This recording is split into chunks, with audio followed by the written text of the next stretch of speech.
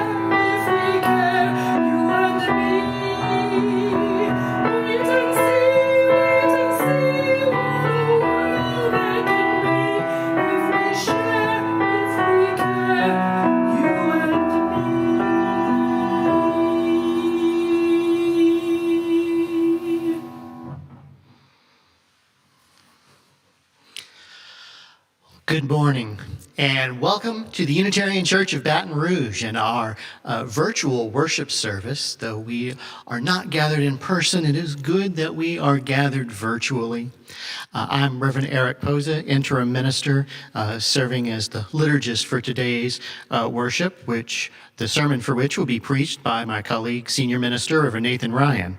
I'm joined here in the sanctuary today by our Director of Music, Lee Hartman, and at our audiovisual booth, we have Mike Patton with us as well. There is so much to be engaged with here at this congregation, and that includes being engaged with these YouTube worships. So as you are engaging with it, we hope, if you like it, you'll consider clicking like on the YouTube, and feel free to share it with others who may be interested. We also invite you to subscribe to the church's YouTube channel so you can get updates on future worship services and other video offerings. We do have much happening in the congregation. I'll lift two things up in particular. The big one, of course, is that shortly after the conclusion of this worship service, we will be having a congregational meeting. This will be to vote in the budget for the 2021 church year, and also to vote on a couple of bylaws changes. So we hope that our members will join us for that. Having a quorum is important, so we certainly need you to join us. The link is available on our on the church email that went out yesterday. And we also invite you to join us if you are interested in getting to know more about the church and possibly considering membership in the church. We'll be hosting our Roots class. It's a class about Unitarian Universalism and what it means to be a UU, be a member of the church. That's going to be a 3-session class, and it's starting toward the end of this coming month. It'll be on Thursday nights, starting February 25th, 3 Thursdays in a row, and it starts at 7 p.m. So if you're interested in that, please contact our church office or Reverend Nathan Ryan for that. Thank you for being with us, and let us worship.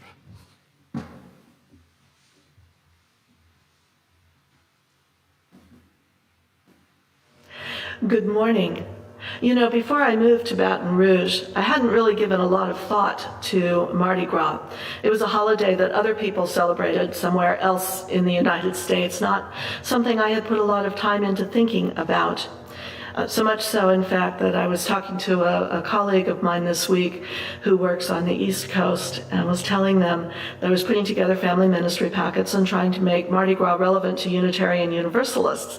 And they were actually a little surprised and said, isn't that like cultural appropriation? Like white folks do with Dios de los Muertos. I had to laugh and say, you forget where I serve. I serve our congregation in Baton Rouge, Louisiana. And in Louisiana, Mardi Gras is part of the culture. It's a way of life. It is woven into who we are here. So much so that when I first came here, one of you, Julie Richard, came into my office and brought me these beads, gold and green and purple, because she wanted me to have beads in the color of Mardi Gras. And that generosity, that giving, is part of the spirit of what Mardi Gras is here. And the pleasure of little things that you wouldn't ordinarily celebrate. I have to laugh because plastic beads are so not me. And yet here in Louisiana, I collect them because they bring me joy. So as I was thinking about what we're going to give for the family ministry packets this month, I got to thinking, because this period, this liturgical period between Christmas and Easter is often hard for Unitarian Universalists. But here, where, because we are a Catholic culture, and because it's so deeply embedded into the way of life here, this piece of the liturgical calendar can actually be looked at very well through a Unitarian Universalist lens if we look at Advent, which we finished as the season of waiting for miracles, for family, for birth. And then Mardi Gras is this celebration of the pleasures of being fully alive. Lent is a time where we turn our attention to drawing closer to what is spiritual or divine or truly important. And then there is the acknowledgement of loss and the rebirth, renewal of life, which is part of what sustains us all. We can look at it with that liturgical lens. And so as I'm thinking about it, I'm wondering, what can I give our families? I know our children are not going to be doing parades this year, and I'm fairly certain they won't be celebrating in schools the way they usually do. And so what we came up with was the idea of Mardi Gras parade in a bag. Yeah, they're all lined up here ready to go out this afternoon. And so I thought I'd show you what was in those bags. We have, and every bag's a little different, so what I'm pulling out may not be what you got in yours, or it may, but every bag has a few toys, perhaps a stuffed animal or a ball. They have a little rubber ducky, which I'm understanding is now a very popular throw, and these are things, they are toys to play with, to remind us all that little things, little joys are there to be celebrated, that the little joys in life are what make up so much of our enjoyment of life. There are beads, often purple, gold, and green, because beads. And then each bag also has a little bag of sugar sprinkles, a small baggie of gold, green, and purple. And the idea is to sprinkle a little sugar, maybe on homemade king cake, maybe spread a little bit of cream cheese on a roll, or even butter on your toast, or sprinkle it on your oatmeal, just to bring a little bit of sweetness into your life. Because Mardi Gras is that sweetness, celebration of life, generosity, investment in being fully alive and fully in the moment. Happy Mardi Gras.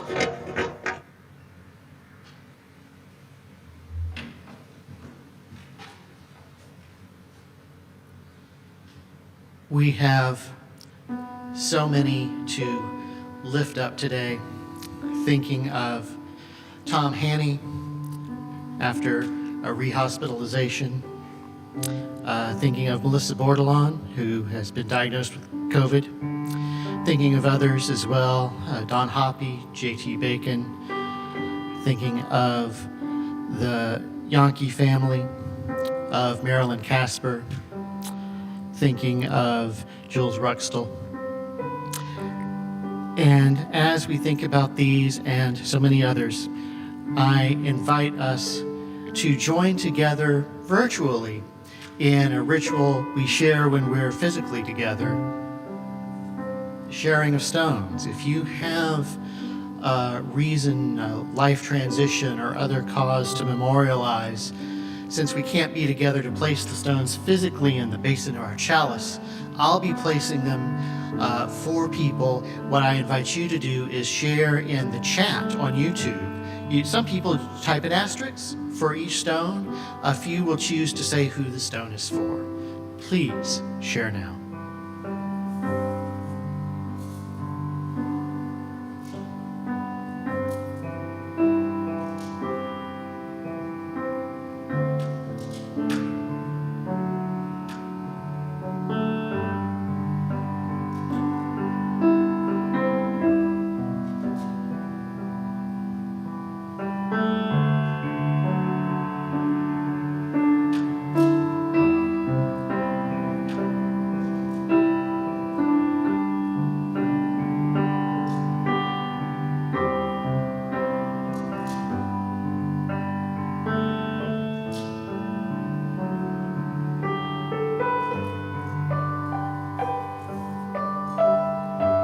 Let us light the flame in our chalice, the symbol of our freely covenanted Unitarian Universalist faith, saying together the words, "With hope to make this a better world, we light this flame."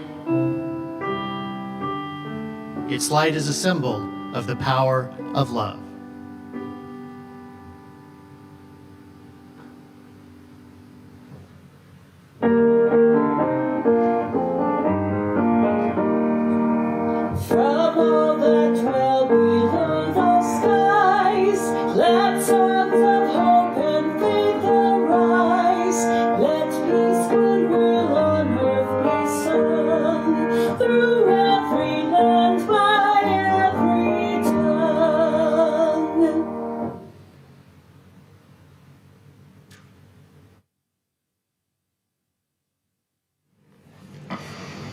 So we've made it to carnival season, and while we're not close to the end of this thing, I told you we have to make it through 4 holidays: Halloween, Thanksgiving, Christmas, and Mardi Gras.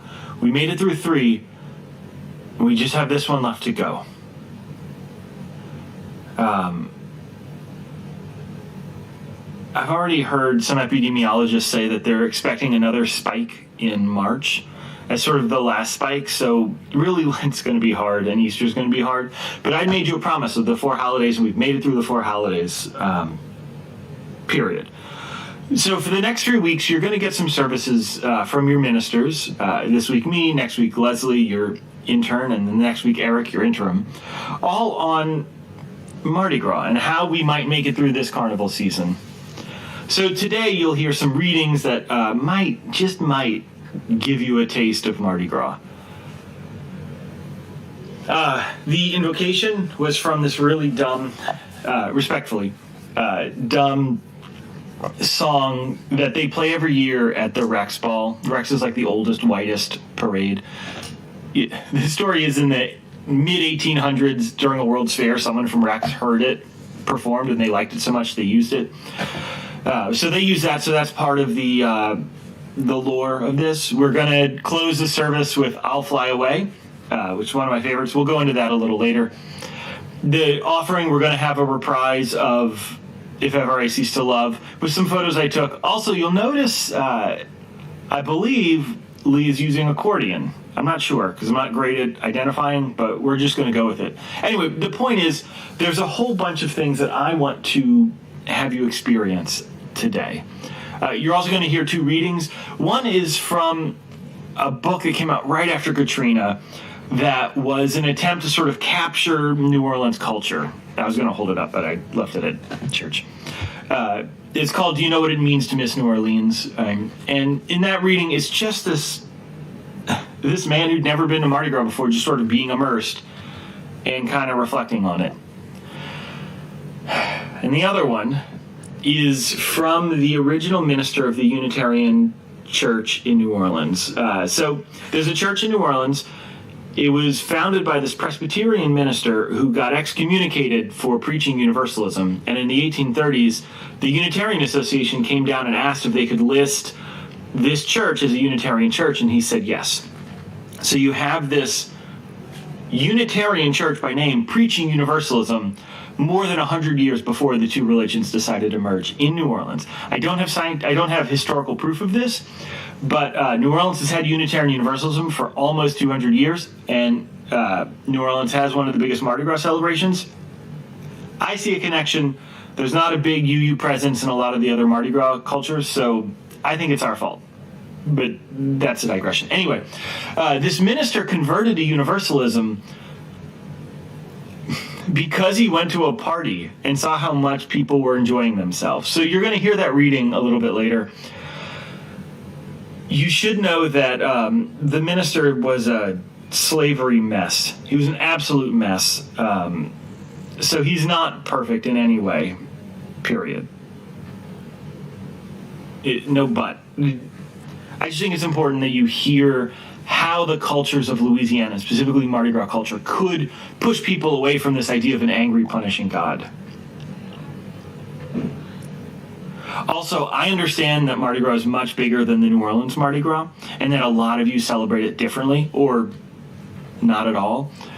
The New Orleans Mardi Gras is a culture that I know authentically, so that's the one I'm going to preach from, which is not to say it's the only one.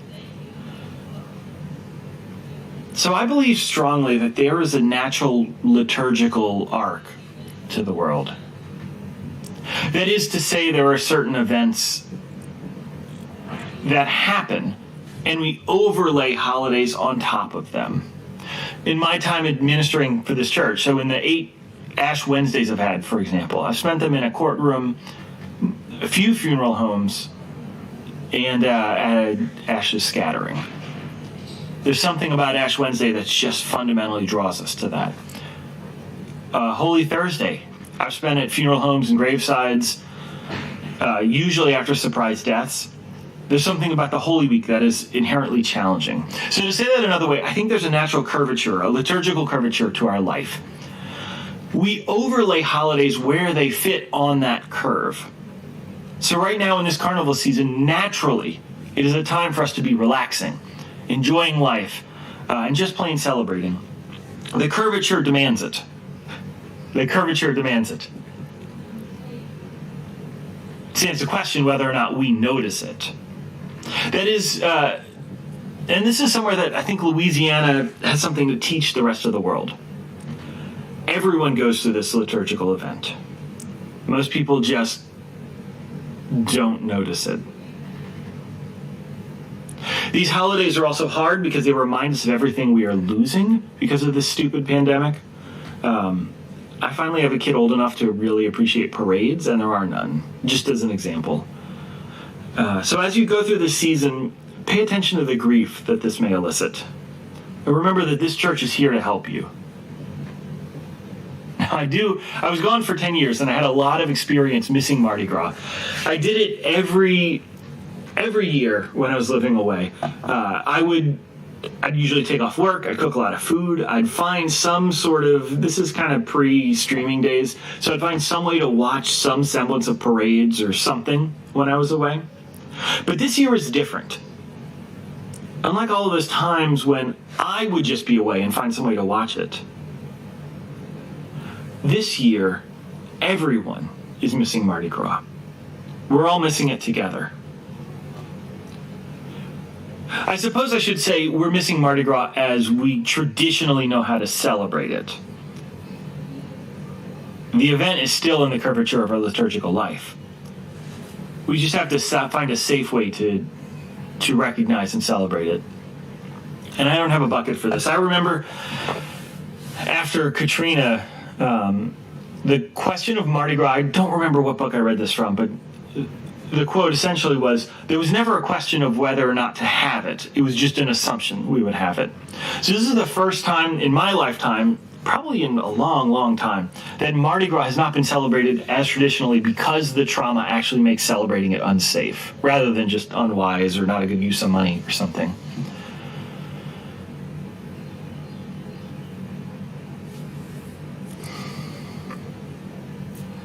I know that not everyone in this church does Mardi Gras. But I think of Mardi Gras as that season that when we celebrate, even though we know that we're going to die. We know that Lent is coming.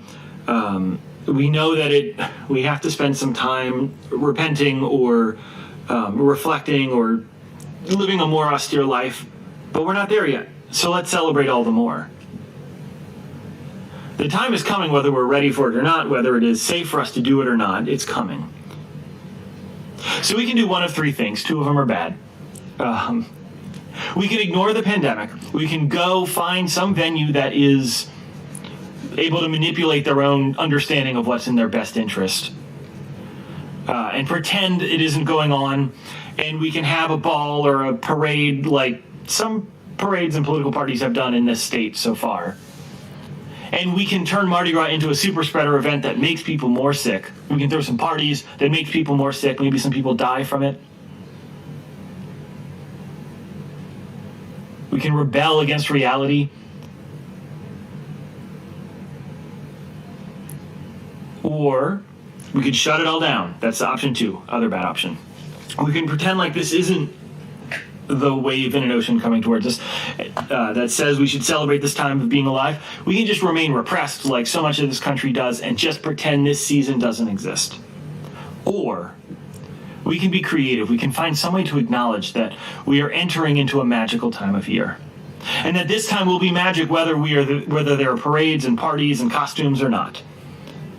So come with me, come with us as we spend worship for these next 3 weeks, trying to provoke some of those thoughts and feelings and memories and hopes that you have for a pandemic carnival season. So come, let us celebrate just the joy of being alive together today.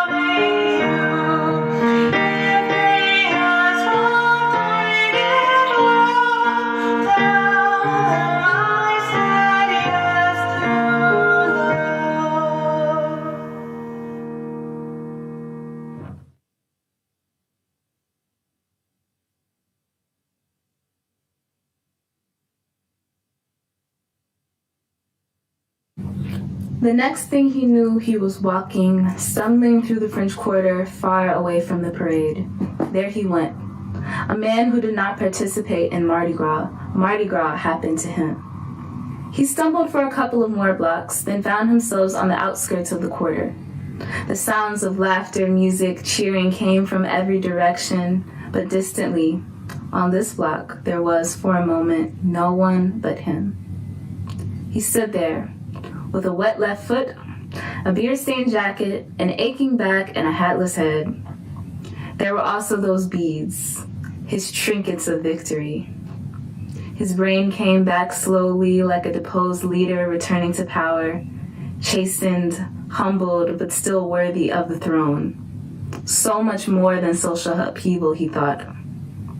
Only a few blocks away, he found that bus stop, and he slumped onto the curb. He hung his head, and the beads swung down from his tired neck. He looked at his watch, licked his finger, and smeared away the beer stain. He saw the time and thought, next year, I will stay longer. When the bus arrived, he stepped on and once again heard the sound of laughter in the background. Next year, he thought, I will come back to that laughter.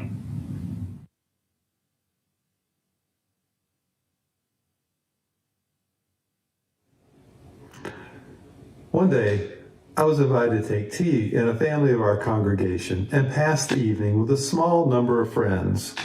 Being called to attend a wedding, I did not reach the house till nearly 10 o'clock. Instead of persons convened simply for an hour's conversation, there was a large company who danced. Now, if I had followed the advice of one of my instructors at Andover, I should have instantly retired rather than experience something so inconsistent with the dignity and the seriousness of a Christian life. But this cheerful company was visible only to the omniscient one. Before me stood the young and happy upon whose fates and fortunes the somber shadows of adversity had not yet gathered. Their minds were bright and buoyant, their steps elastic, their ears open to the melodies of sound, their eyes radiant with pleasure. As I was meditating upon the music and the sprightly conversation which characterized the whole scene, a sweet, profound, unwanted perception of God's goodness captivated my soul. God is too good not to provide for us something nobler, better, greater, more permanent, and more satisfying than the transitory possessions and pleasures of time. Can God present to us the chalice of existence and then dash it from our lips just as we begin to taste its joys? Is not God's infinite love a pledge that God will never treat us so cruelly? Can God awaken irrepressible desires of continued unending happiness only to be crushed out and disappointed forever? If the Holy Spirit ever breathed on my heart, it was on that occasion, amid the music, thoughtlessness, levity, ceremonials, and sensuous attractions of an evening party. There, if ever, the inspirations of God touched and ennobled my soul.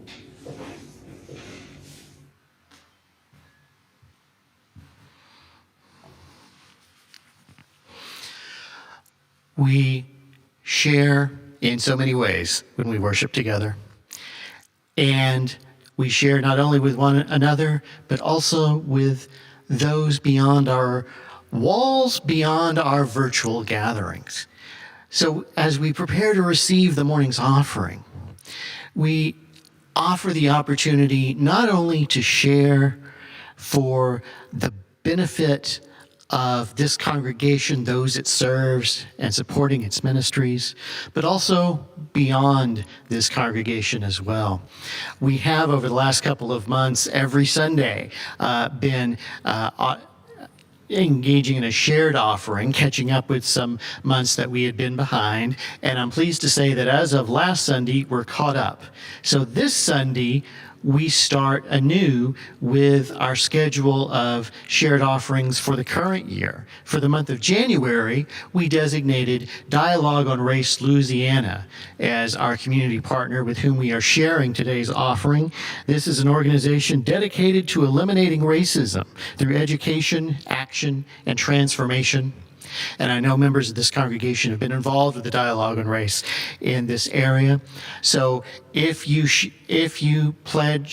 donate to us today, unless the donation is designated for pledge, then it will be shared with them. So we do invite you now to give generously as the offering is gratefully received.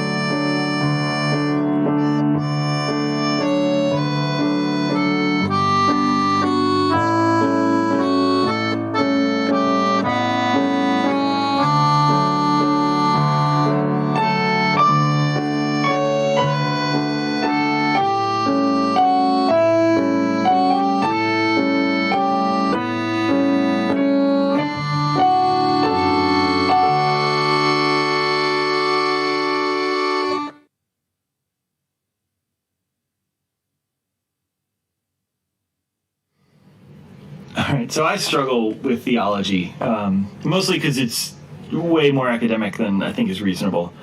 There was a theologian, Schleiermacher, where he tried to describe sort of this idea of transcendence. He called it the natal hour of everything living in religion. And I don't understand it. But the Reverend Tendeyeka, who is a Unitarian Universalist minister, we had her in our church 3 years ago. She tells it kind of in a better way. And so this is sort of how one experiences the divine, like sort of understanding the religious transcendence. And she used this example, and she asked all of us to consider doing this. So I invite you to consider this as well. She said she went to a concert once. There was some violin virtuoso that she really wanted to see.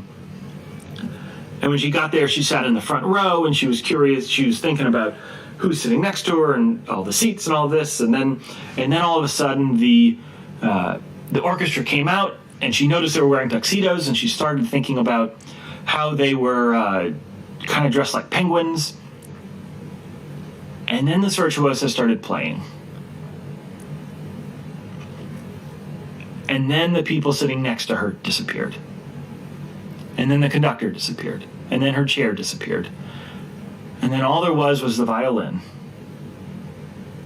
And then the violin disappeared.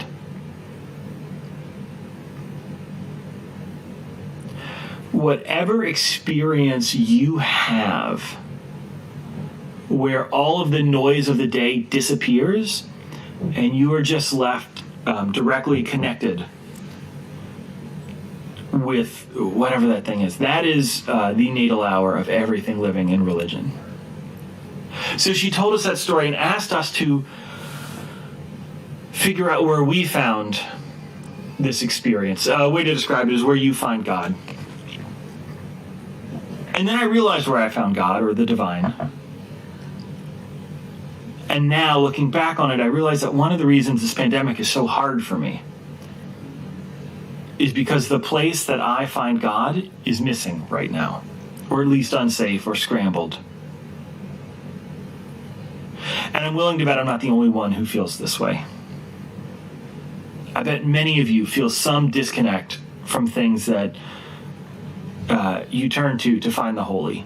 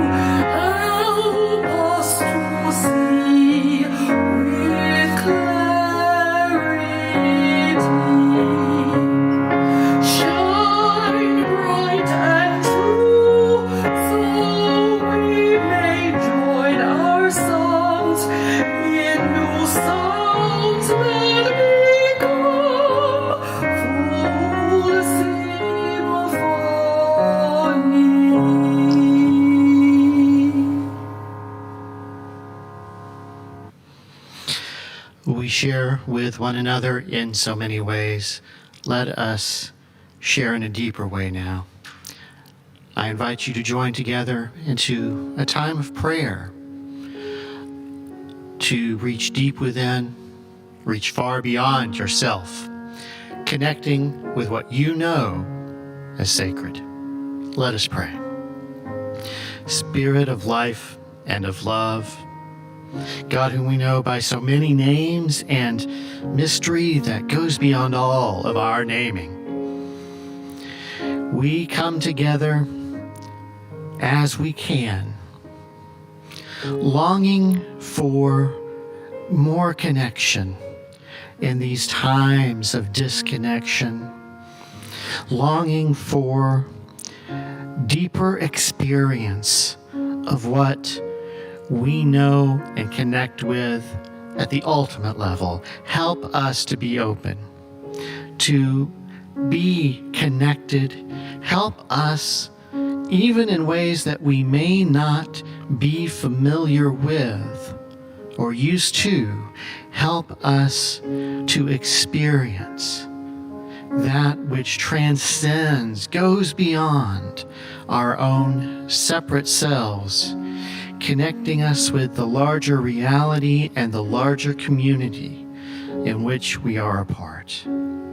So may it be for us all. Amen.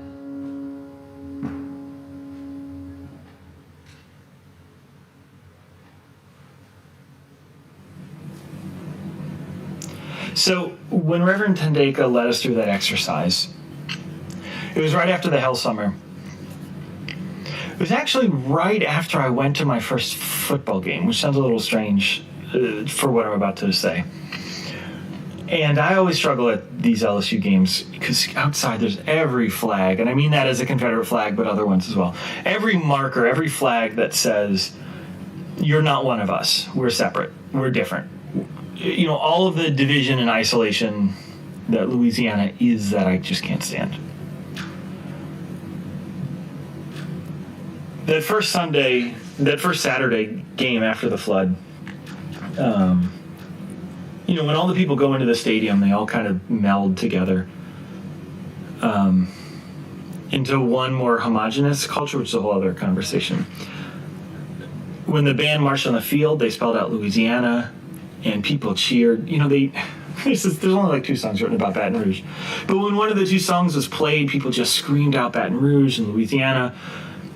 And at a time that I felt so hopeless and alone, I felt all of the worries of the flood and the pandemic and everything else sort of melt away. And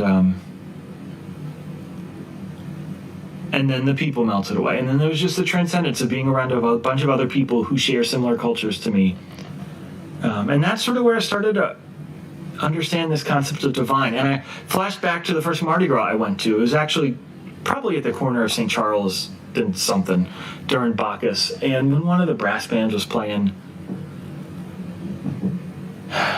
and I had this epiphany moment during Tendeka's workshop. And I told her that I've always struggled with prayer in silence because I don't experience God in silence. I know people, you know, the God question. I don't think of God as the guy talking to me. I think of God as a connection to something larger, the time when the world melts away. That sounds kind of weird right now. A connection to something larger than just me. And for me, doing that in silence, it just doesn't work. So if you want to use a traditional language, God doesn't speak to me there. But I feel the most connected to the divine when I'm immersed with other people, with noise, with excitement. Actually, when I was in formation in seminary, one of my mentors asked me what my spiritual practice was, and that time I said, well, what I do is I play my MP3s pretty loud, and I just play Free Cell over and over and over. And I was being genuine. I still am. I haven't done it in a while, but there's something about having the music sort of connect me with the emotion and just doing something that doesn't take much cognitive work, but just sort of turns my brain off, that helps me connect with the divine. And he said, I don't think that counts as a spiritual practice. And I was like, no, it really does. And he said, yeah, you try and convince a congregation that that's a spiritual practice. And it got me to stop calling it that for years, but it is. And the tough part of this season, or I guess of this service, and maybe here's the theological part of this service. If I understand God or talking to God or being connected to the divine when I'm immersed with people and celebration and noise, and I know it may seem dumb or goofy to feel like the existentially sad part of a pandemic is the lack of a Mardi Gras parade, because I don't. It's not really that. It's that I've lost the major way that I connect with the divine. It's missing. It's likely that for many of us, the way that we connect to the divine right now is missing, or to God, if that phrase works. Or it's at least strained, if not missing. Maybe this is a spiritual challenge of Mardi Gras. We know that life is terminal. We know that there will be joy and suffering. We know that the unbridled celebration of Mardi Gras will eventually lead to Lent. But here's the deal. Lent's coming anyway. So I think we have a holy obligation to love this life, even though we know it's coming. There's actually physiological proof of this concept. So, I don't know, for those of you who do writing, or maybe, even writing as art or writing as a spiritual practice or just trying to communicate with other people, where you just spend all of this time working at it, and it just doesn't come. And then you say, I'm done for the day. You shut the computer, you put down the paper, you go to sleep, and when you wake up, it's there. You got it. The psychological term, I don't know what the term is, but the psychological condition is the part of your brain that's actively trying to write something is, I don't know where, here, I guess. But when you stop thinking about it, all of that work shifts over to a different part of your brain, and that brain starts working on it while you're not actively doing anything. That's Mardi Gras. We Kathy referenced this earlier, where she was reaching out to colleagues, and oh my gosh, were they overthinking it? Well, what about this, and what about this element? And have you thought about all of these different things? But Mardi Gras is not a time to think about it. It's a time we disconnect. I've decided it's there, that part of the brain, and just trust the rest of our brain that we don't realize is working, or the rest of the world or God or whatever, to disconnect and do the work for us so that we just go celebrate. So here's the closing to this service. I know that those of you who followed this pandemic throughout the time, I call this my sadness corner. It's a little tongue-in-cheek, but for a reason. I refuse to make this place nice because there is something safe about making this place uncomfortable, because it helps remind me that it's temporary. The minute I roll a good chair, I'm in such a terribly uncomfortable chair. Like, I'm only good for like 30 minutes with this terrible chair. But the minute I roll a good chair in here, put some nice art up on the walls, then it's admitting that this pandemic is, I don't know, permanent. It's been a way for me to kind of gain control over the pandemic. And how strange a theology is it that when I see something painful or scary, my reaction is to make myself less comfortable and less happy, because doing that will somehow give me power over something I can't control. That's not my theology. That's not Mardi Gras. That's not how I was raised. That's some strange theology. So because it's Mardi Gras, here's some dead air.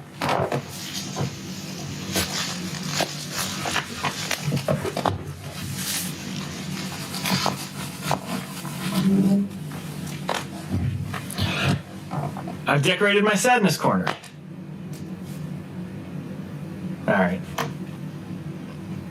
I was hoping it would Arturo, duck down like that. Huh? All right. Now we have a decorated sadness corner for the whole season. When we were dividing up music for our Mardi Gras service, So now we have to do it like a month ahead of time. And Lee, so much work that this music staff does. But so Lee said, well, here's the music we got.